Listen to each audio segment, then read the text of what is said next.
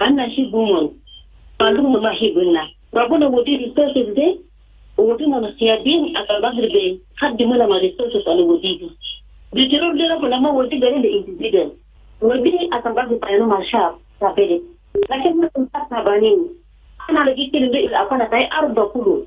And Saturday, as you better, they don't move put out for the matter. It's so fast, Korea. Tebo yale yale talenti kia mtalenti guba ini ya wana yafa dubai musumo si musada anela kanana kasi wakaamta petrol gini bapedu ke kastro nando de kan haja ngisadi pes ana ge anu rite saide mon kama na ju petrol de pele kun somon tele mon jibu salam de na disilu atiminde ke gaba na gaba ju gadi busrade anna bukudu dirap bizgom akeli na bakolo ko survival lakini tagira koju digibeta la de kasulu ita gara gufaham di mbo hadia kibet pekatleta idan mona dikene na mushinu kilina roa wen na tigi mutu majian yel agara sokon masu na tigi mutu mama redi sikamba lijo mwasi ilai na tigi mutu de da okuma de jas ko nyemde ko de klegale sapta jumede kida mbo shinu lomo. Sounds of the Week on iRadio, your eye on South Sudan. Live from Juba, on air and online. This is iRadio News.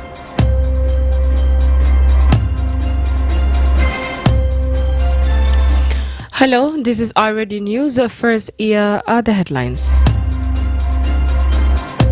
Central Equatoria Governor says the deadly incident involving Ugandan force in Kajukeji County is regrettable and should not have occurred, citing the 2014 joint border delimitation mechanism between the two countries. A South Sudanese mother and her infant, along with 3 fellow countrymen, sustained injuries after they were shot in an area on the border of France and the UK following this argument with the people smugglers. South Sudan's ambassador to India, Lumumba Makelele, has died in New Delhi following a short illness his family has confirmed. This story and more coming to you in this news bulletin with me, Diko. Now the news in details. Central Equatoria Governor says the deadly incidents in Uganda forces in Kajukeji County is regrettable and should not have occurred, citing the 2014 joint border delimitation mechanism between the two countries. The remarkable were made in an official statement from Governor Lieutenant General Rabi Mujang Emmanuel, delivered by the acting Minister of Information following a cross-border clash in 2018. July 2025, at least 5 South Sudanese servicemen lost their lives, with thousands of civilian displaced following the governor described as an pro-government attack. Governor Mujing reaffirmed that the Central Equatoria will continue to uphold the dignity and well-being of its people and call the resistance and avoid further escalation of the border tension with Uganda, and happened to be and saying this. This incident is regrettable and should not have occurred, especially considering that South Sudan and Uganda have already established mechanisms for joint border delimitation and demarcation in 2014. The government and the people of Central Equatorial State reaffirm our commitment to protect all citizens, restore calm, and pursue peaceful solutions. The state government is working in close coordination with the national authorities in handling this issue. We remain firm in safeguarding the dignity and well-being of every resident of our state. The governor further expressed a deep sorrow over the loss of lives and extended condolences to the families of the fallen soldiers. He also sympathized with the affected communities in Kajukeji, many of whom lost property to have been forced to flee their home. That His Excellency, the Governor, extends heartfelt condolence to the families, comrades and loved ones on the brave South Sudanese soldiers who lost lives on 28 July 2025 in an unprovoked tragic incident involving the Ugandan People's Defense Forces. The state government do hereby extend its heartfelt and deep sympathy to the civilians in Kajukeji County who are gravely affected, those displaced who lost property and are now struggling without shelter, food or other essentials. The governor said relief efforts are underway as the state is working closely with the national authorities and humanitarian partners to deliver immediate support to those affected. A South Sudanese mother and her infant, along with 3 fellow countrymen, sustained injuries after they were shot in an area on the border of France and UK following disagreement with people smugglers. This according to the Sudanese youth activist who spoke to iRadio this morning from Paris. Amar Basim, who declined to mention the names of the victims due to security reasons, says 5 South Sudanese who sustained serious injuries are undergoing treatment. Basim confirmed that several related incidents have been widely documented in the area of Dunkirk. He said that the France-Britain border primarily involves a jackpot controls the ports of Calais and Dunkirk, where most Sudanese and South Sudanese migrants often cross to the UK from French side. Amar Basim spoke to iRadio from Paris this morning, and he happened to be saying this.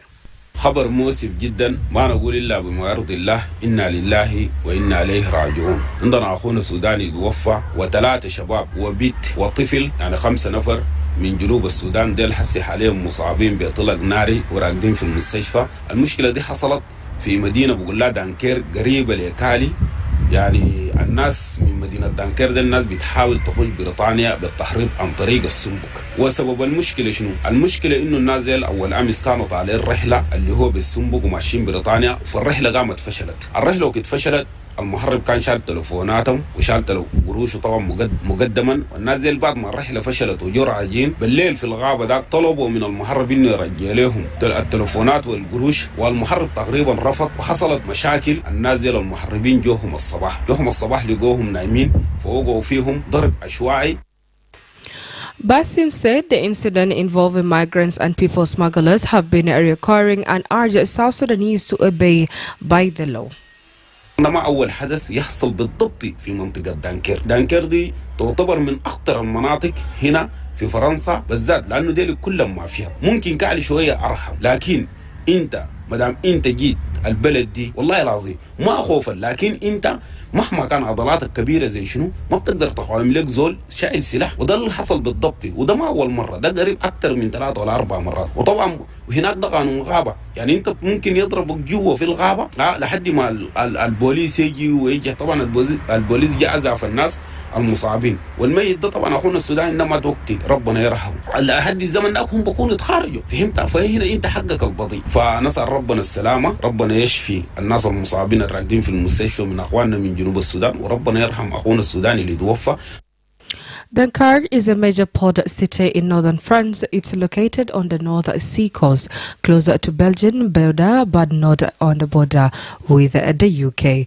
You're still listening to iRadio News, and in another news, South Sudan's ambassador to India, Lumumba Makelele, has died in New Delhi following a short illness in his family, has confirmed. Speaking to iRadio in an exclusive interview this morning, the ambassador's elder brother, George Makelele, said Lumumba passed away at approximately 6 p.m. local time yesterday. He was 63 years old, and Ambassador Makelele had been serving in New Delhi for over a year, having taken up the post of South Sudan's envoy to India in mid-2024. He previously served as an ambassador to Belgium, representing the country at its mission at Brussels. In July 2024, Ambassador Makelele officially presented his credential to the President of India. George said funeral arrangements are ongoing with the late diplomat body, expected to be a report from India in the coming days.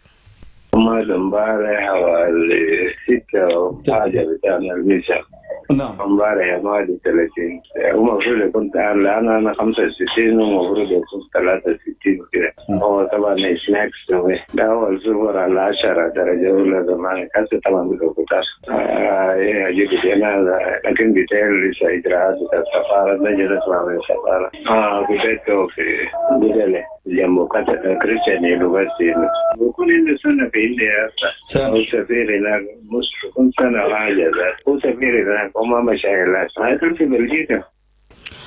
In the meantime, mourning is taking place at his residential in Gudela Block 8 near Christian University in Juba.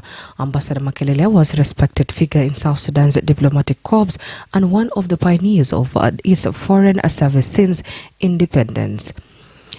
South Sudan's government and international oil partners have argued to new measures aimed at boosting the country's oil production. The announcement followed a high-level meeting chaired by the Vice President and Chairperson of the Economic Cluster, Dr. Benjamin Bolmel, yesterday in Juba. The meeting brought together key players in the oil sector, including CNPC, SIMPOG, NILPED, and ONGC. The Minister of Petroleum stated that it's taking a decisive step to revitalize oil production in South Sudan. Following a high-level meeting with international oil partners and the Secretary Engineer Dengloal Wall says the government is moving forward with a strategy to improve crude output over the short and medium term. Key resolutions arrived at include the formation of a dedicated task force to coordinate oil sector recovery, a fast-tracked maintenance and rehabilitation of key oil fields, and development of local workforce. Other steps will be scaling up exploring and drilling activities, as well as deploying new technology to reduce production losses caused by water cuts and sand build-up and hydrogen sulfide. Engineer Lual spoke and he had to explain. The key resolutions were made: formation of the task force comprising from the Ministry of Petroleum, joint operating companies, the partners. When we talk about the partners, is CNPC, Sinopec, NILPED, and ONGC. And fast-track and maintenance rehabilitation of the key oil field to improve on oil production. Enhancing local content and workforce development to build national capacity within the oil sector. Aggressive exploration activities, especially drilling all the potential prospects nearby the development areas. Implementing petroleum jobs, drilling and more in fields. Deploy new technology to address the issues of high water cuts and sand production. And H2S improves asset integrity management to unlock the bottlenecking at the service facilities. According to Lual, the Vice President stressed the strategy of importance of oil to the national economy and reassured partners to continue government support. Production has resumed in Block 3 and 7 since May, even as conflict in the neighboring Sudan continues to pose logistically and cost challenges. While Petronas has exceeded the country, the remaining partners have committed to staying with the ministry, saying it's now focused on transparency and strengthening ties with investors as it works to stabilize and grow South Sudan's vital oil sector. Lastly, an official from the Central Equatorial State Minister of Gender, Child and Social Welfare has called for an end to child labor and asked the national government to regulate the movement of children from other states to Juba, citing the growing number of street children. According to UNICEF, child labor refers to work that children are too young to perform or that, by its nature, circumstance can be hazardous. Sabit Patrick, the Deputy Director of Social Welfare, says parents should not look at their children as a source of income, but rather take them to school to their future. He said there are too many children engaged in child labor in the capital, Juba.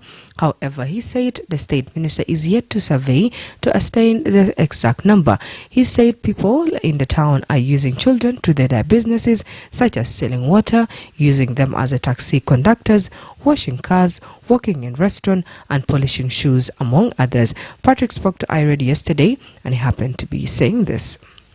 الرسالة تاعي للمجتمع إنه كله إحنا نشوف إنه يالله الأمم مستقبل تجنو وأمم عنده مستقبل جيد كان أمم أجر مدرسة كده نحن ما إنه شوكولا لو جيبوا قروش فوق حسي ياو كلاس كفاية لكن كده نحن أقدر عشان براسل الأمم في المدارس عشان الأمم كيف بيقدر بيساعدوا مجتمع بكرة.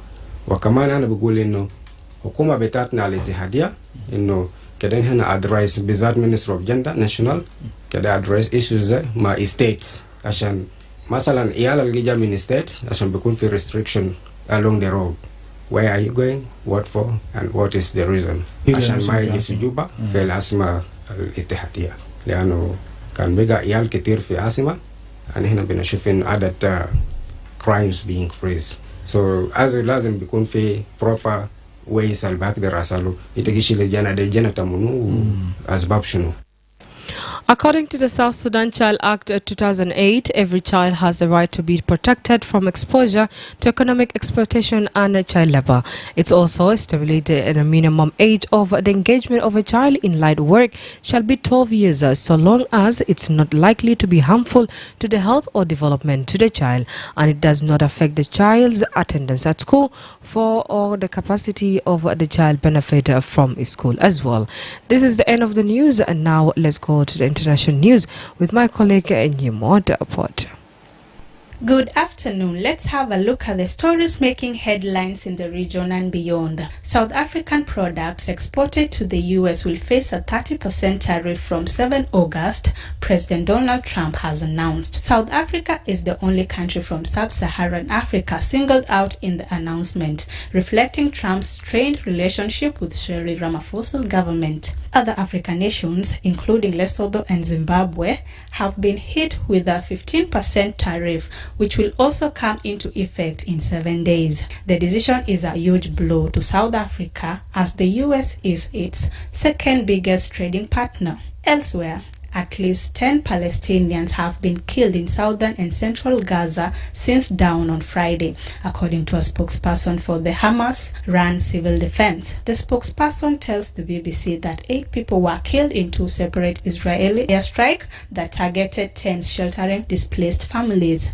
one in Khan Younis in the south and the other in Deir el-Bala in central Gaza Strip. Separately, 2 more people were killed and at least 20 others injured when Israeli forces opened fire near an aid distribution point along the Mural corridor north of Rafah, the spokesperson adds. And finally, United States President Donald Trump has threatened new sanctions while slamming Russia's military actions in Ukraine as disgusting. Trump also said he will send his special envoy Steve Witkoff, currently in the Middle East, to visit Russia next. Russian President Vladimir Putin has already met Witkoff multiple times in Moscow before Trump's effort to mend ties with the Kremlin came to a grinding halt. That's all about the stories making headlines in the region and beyond. And now back to you, my colleague in the studio.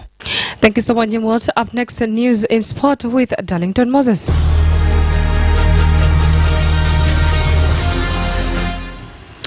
Thank you so much, Diko Andrew. And now to sport news. South Sudan women's basketball team has secured a place in the 2026 FIBA Women's Basketball World Cup qualifying tournaments after advancing to the semi-finals of the 2025 Women's Afro Basket. Alongside Nigeria, Mali, Senegal, they also earned qualifications, representing Africa among the 24 national teams that will battle for World Cup slots in 4 global qualifying tournaments scheduled for March 2026. The Bright Starlets edged out Uganda in a thrilling 69-68 victory, earning a ticket to both the next round of the Continental Championship and their first ever appearance at a FIBA World Cup. South Sudan will face Mali in the semi-finals on August 2nd as they continue their journey toward claiming the African title. The Electoral Committee of the South Sudan Football Federation (SSFF) has officially cleared 3 out of 4 presidential candidates to contest in the upcoming federation election scheduled for August 15, 2025, covering the term 2025 to 2029. Approved presidential candidates include Agostino Matut, the outgoing president, Francis Amin Michael, the former president, and Camille John, legal practitioner. The committee excluded candidate Deng Teng, citing failure to meet the eligibility requirements for the top leadership position. And Everton have heard an offer of 27 million euros rejected for 19-year-old Southampton winger Tyler Dibling. The Toffees retain an interest in the England under-21st international and are expected to make an improved offer to land the highly rated attacker. And finally, Tottenham are closing on a loan move for Bayern Munich midfielder Joe Fulhina. Talks between the clubs are at advanced stage with an agreement in principle in place.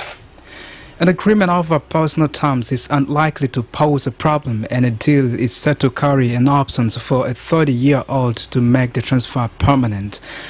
Thanks. This is all in the sport news. This is iRadio Sport News. Thank you so much, Darlington. This is all when it comes to our news today, but let's remind ourselves with what we've been having in the headlines today.